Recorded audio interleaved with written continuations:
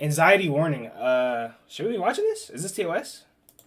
Today's story is a classic don't go in the woods type of story. But before we get into today's story, if you're a fan of the strange, dark, and mysterious delivered in story format, then you've come to the right place because that's all we do, and we upload 2 or 3 times every week. So if that's of interest to you, please invite the like button over to your kid's birthday party and then ask them if they want to hit the piñata. When they say yes, put their blindfold on and then replace the piñata with a beehive.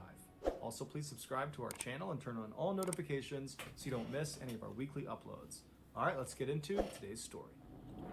Headless Horseman. To be honest,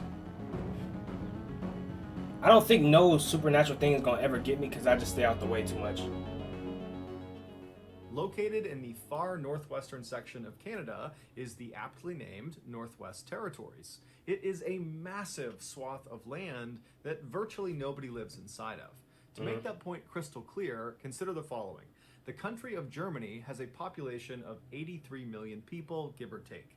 The Northwest Territories is 4 times as large as Germany, but only has a population of about 50,000 people. In addition to being this huge and mostly unoccupied space, the Northwest Territories are almost completely wild. Think dense forests, huge mountains, massive rivers and lakes, and lots of really big animals. Even for highly experienced outdoors men and women, the Northwest Territories can be a truly hazardous place. And within this truly hazardous place, there is one part that is the most hazardous, and it's right in the middle of the Northwest Territories. And it's this 11,000 square mile stretch of just pure wilderness that's called the Nahanni Valley. In 1976, the Nahanni Valley was made into a national park.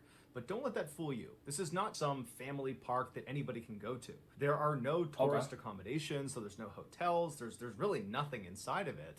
And there are no roads that lead into this park. The only way you can get inside this valley is by plane or by boat or by very stressful and difficult overland hike. But for those who are able and willing to make the effort to get inside of this valley, you have the opportunity to explore one of the most beautiful places on the planet. Not worth it. Because this section of the world is almost completely untouched by man.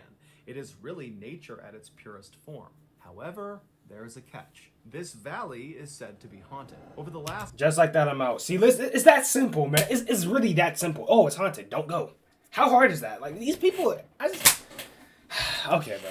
10,000 years, the handful of native tribes that have attempted to settle inside of the Nahanni Valley have all either suddenly disappeared without a trace, like the Naha tribe, that literally overnight just was gone, leaving behind their shelters, their food, their supplies, just gone. No one knows what happened to them. Or the tribes have abruptly fled, claiming they were being terrorized or stalked by creatures lurking in the forest, like these white demons and these large wolves they called wahilas. Now, of course, this just sounds like folklore, and it might very well be that that's all it is, folklore. But starting in the early 1900s, some very strange things started happening in the Nahanni Valley that were not folklore. These things happened, and they were horrifying. These were horrifying, real events.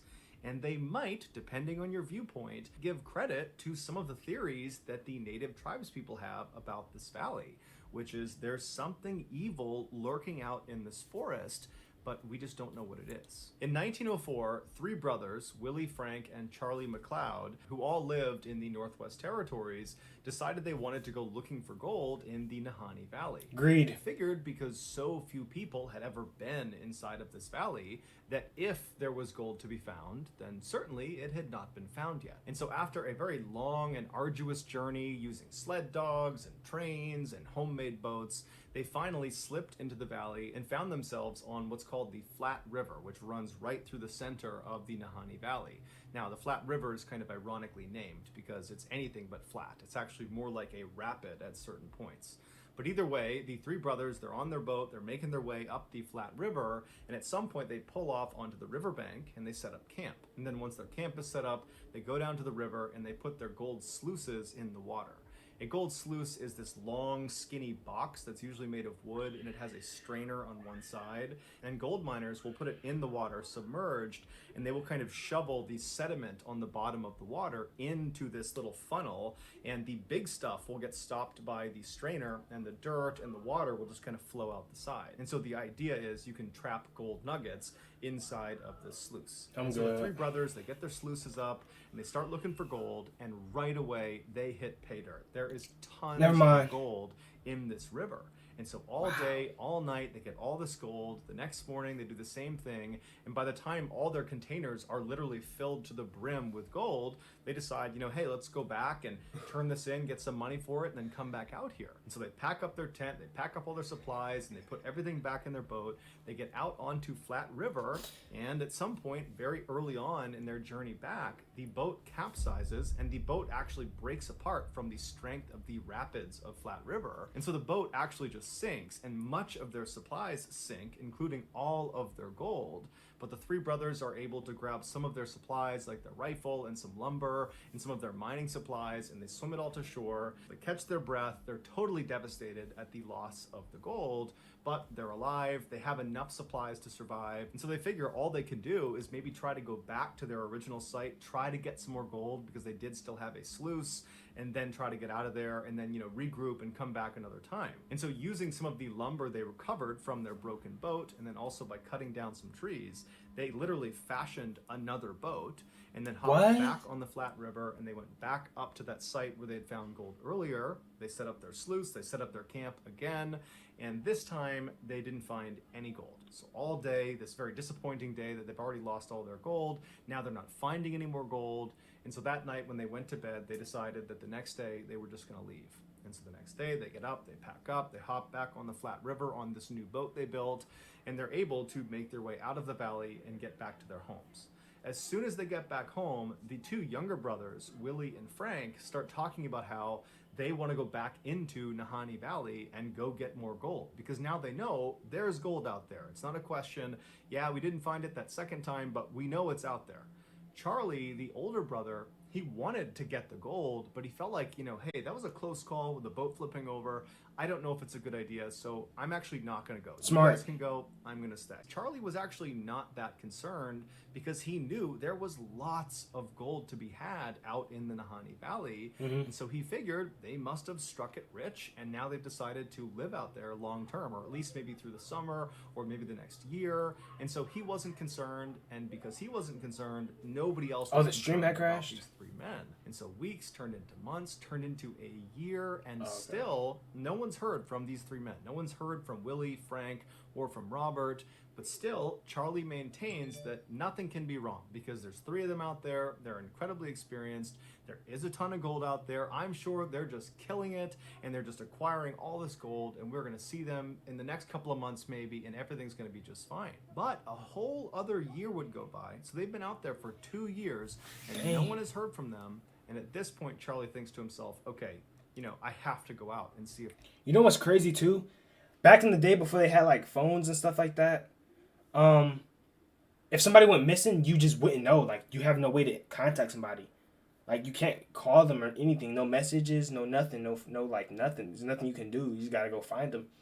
So the whole time they could be dead. No one would have ever known. Like he said, he has to go out himself. That's crazy to think about, really. Okay. And so he rounds up 4 other people from his town, and he mounts an expedition to head back into the Nahanni Valley to go find his 2 brothers and find Robert Weir. Charlie and his search party eventually, after yet another long and arduous journey, they get into Nahanni Valley and they get onto the Flat River. And so they start making their way upstream along Flat River. So it must have been a very treacherous journey getting through the rapids of this river. And the whole time they're scanning the left and the right side, hoping to see some sign of life. They're looking for any indication that these 3 men are out here and just fine, but they didn't see any sign of them. And so they finally made their way all the way up to the very end of Flat River, or I should say the very beginning of Flat River, where it breaks off from a much larger river called the South Nahanni River. And once they turned onto the South Nahanni River, they began going downstream. And again, they're looking on either side for any sign. Yeah, my neighbors are crazy. There's no sign of them. And then the river they're on takes a very sharp turn. It's actually called the Big Bend, and it's about a 45-degree turn. And as soon as you make that turn, it dumps you into this 10-mile stretch of river called Second Canyon. Now, along South Nahanni River, which is about 350 miles long, there are these 4 canyons that the water passes through. And they're labeled Fourth Canyon, Third Canyon, Second Canyon, and First Canyon. And these canyons are massive. These sheer cliffs on either side of the river shoot up to 3,000 feet above the water. And in some parts, the water is actually just as deep, thousands of feet deep. And Second Canyon is unique because the cliff faces are as sheer as you're going to get. And the cliff faces almost butt up exactly up against the water. So there's really very little shoreline on either side. So once you're in this 10-mile stretch, you're basically boxed in. You have thousands of feet of water below you. You have these massive cliffs on either side, and there's really nowhere to go. You need to get through this section of the river before you can effectively get onto the shoreline and take a break from being in your boat. And along these cliffs are these openings you see high up all over the cliffs on both sides that are openings to these massive cave systems inside of these thousands of feet tall cliffs. And because of how difficult it is to not only get to Nahanni Valley, but also to get up to these different cave openings, nobody's gone inside of them. We don't know what's inside of these caves, save for the few that are down low enough that people can explore. So as you're passing through Second Canyon, it's almost like you're being watched because there's all these openings, but you can't see into them, and you're just forced to go down this 10-mile stretch, and you can't really go anywhere, and whatever's watching you, it's watching you. As soon as Charlie and his search party entered into Second Canyon, it would have immediately gotten darker, because that's another part of being in Second Canyon. I was about to say that, bro. Imagine how dark it would be with no light. They said no one has been there before. So there's no light. There's no light forces to help. Braden, you're right. This is a good video. This is a really good video. These huge cliff walls of this canyon obscure the sunlight. And so they would have entered into this canyon, it would have gotten darker, and it's very windy inside of Second Canyon. So the winds would have picked up, so it's dark, very strange setting for them to be in, and they would have been looking on either side at these little strips of shoreline on either side, barely big enough for a boat to be. They would have been looking for any sign of life, but they didn't see anything. As they're making their way down this 10-mile stretch, as they're getting closer and closer to actually entering into First Canyon, which is the next canyon you would enter into, the sides of the river start to get slightly larger, where you could actually beach a boat. There's some trees, and on the left-hand side, right before exiting Second Canyon, they notice there is actually a tent perched within some trees.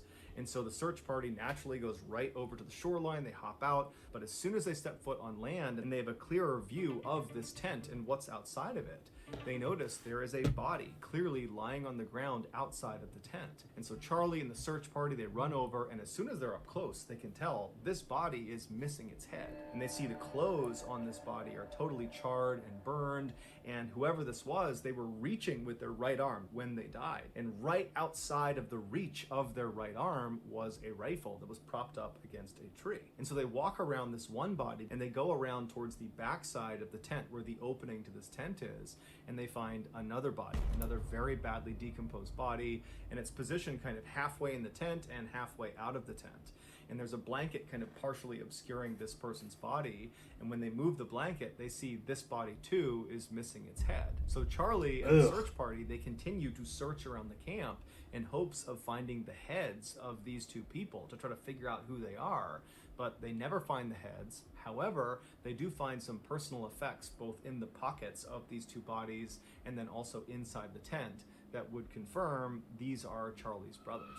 As for the third man that had been with them, Robert Weir, he was not at the campsite, and in fact he would never actually be found officially. However, a little ways down the river, another partial skeleton would be found several months later that was attributed to Robert. However, that was not 100% confirmed to be Robert. The only other interesting thing that was found at this campsite was a carving in a nearby tree, and it just said, "We have found a fine prospect," indicating that Charlie's brothers had found gold. But there was no gold either on them or in their camp or in the river nearby. Nothing. There was no gold. Charlie and his search party would leave the valley and get in touch with the mounted police, who would come out to the site where the brothers had been found. They would launch an investigation, and ultimately they would come to the conclusion that all three of these men, the two brothers and Robert, had starved to death, and then after they had perished, animals had taken them off, which is why Robert was found so far away and why the skulls were missing from the two brothers. Now, Charlie did not believe that. He believed they had been attacked by native tribes in the area, but the police were not buying that. They said this was a natural thing, this was an accident, and so that's that. When the story of these two decapitated men made the news, people went crazy about this. People were very divided about what they thought really happened. There was a percentage of people that believed that partial skeleton that was found, that was not Robert Weir. He had not died. He had murdered the two brothers, decapitated them, and then made off with their gold. The other percentage of people believed that all three men, the two brothers and Robert, had been attacked by a person, a group of people, an animal, a creature, something. There was some sort of attack. And that's why the two brothers were in those positions that indicated they had encountered something horrifying, with one brother reaching for the gun and the other appearing to have leapt from his bed before he ultimately died. But regardless of which side you fell on, pretty much everybody at the time who heard about the story became terrified of the Nahanni Valley. Specifically, they became terrified of that stretch in Second Canyon where the two brothers had been found.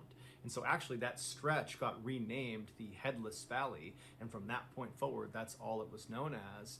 And so even though there were obvious gold prospects in the Headless Valley and all along the South Nahanni River and the Flat River, people, after this story broke, were just not prepared to risk going in there and potentially becoming another victim. Understandable. And so people kind of stayed away from Nahanni Valley. 8 years later, though, in 1913, a gold prospector named Martin... Of course it's a gold prospect. People are so greedy, but I don't think it could be... I think the guy decapitating them and running away is also a good option. Besides that, I'd say they got attacked. I don't think naturally... Bro, what kind of animal is going to only take the head? Be realistic. Bears don't just...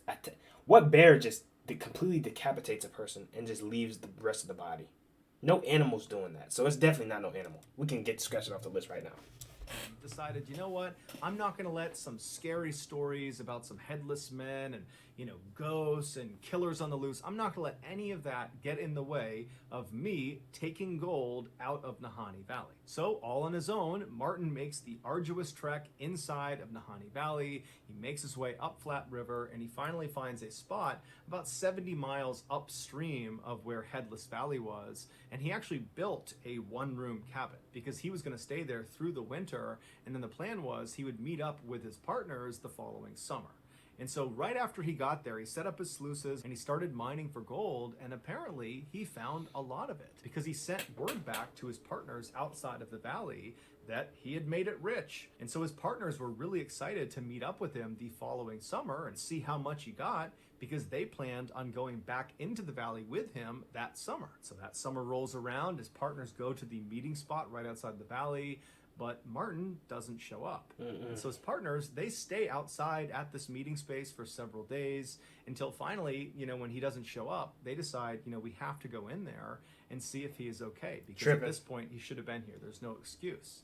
And so they end up going into the Nahanni Valley. They make their way up Flat River, and they go roughly to the area where they knew he was staying based on the message he had sent earlier. He had described where he was staying, and they actually found his cabin.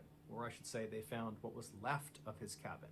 His cabin had been completely torched, burned to the ground, and laying on the ground next to the burned out cabin was the burned out remains of another headless corpse. And this corpse belonged to Martin Jorgensen. The police did a thorough investigation, but they were never able to determine what actually killed him. The police did not connect Martin's death with the two McLeod brothers' deaths, even though they were all decapitated. They were in roughly the same area, and it happened within a few years of each other, and they looked very, very similar. Even though that all was true, the police said, nope, these are totally separate. Martin died for some reason, and then animals took parts of him away, and that's why his skull is missing. Martin's skull was never located, and the gold that Martin claimed to have struck it rich with was also not at the cabin, not on him. There was no gold anywhere in the vicinity. When Martin's death made the news, people went crazy, and despite the police assuring everyone that his death was not connected to the McLeod... See, the police been censoring us for years, bro.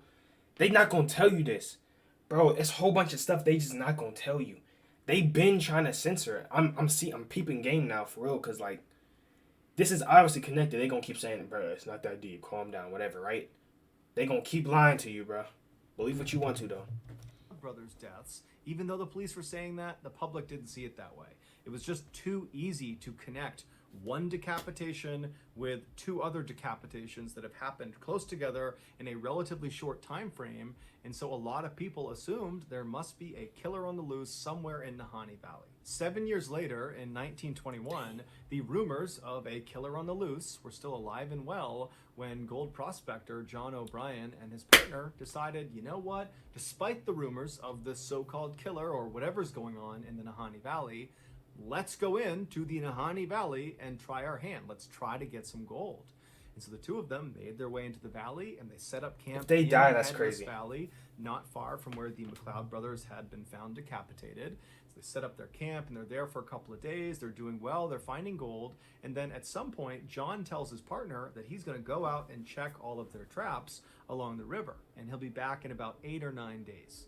And so his partner waits 8 or 9 days. Don't split up. And John doesn't come back. A couple of days after that goes by, and now John's past due, and so the partner decides he has to go out looking for him. And so there was another gold prospector in the area, and so this partner contacted him, and the two of them went to the river and began walking upstream until they found John. And he had frozen to death, but it was very interesting the way he was positioned.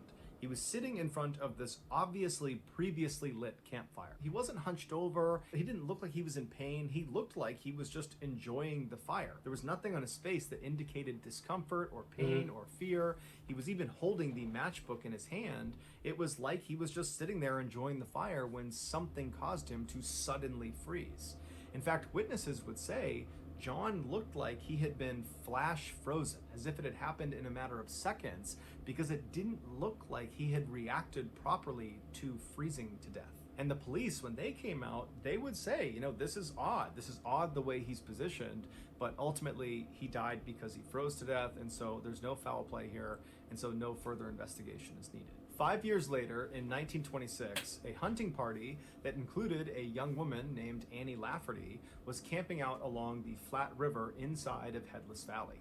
And so that night, they're all kind of joking around the fire, and then at some point they decide to all go to sleep.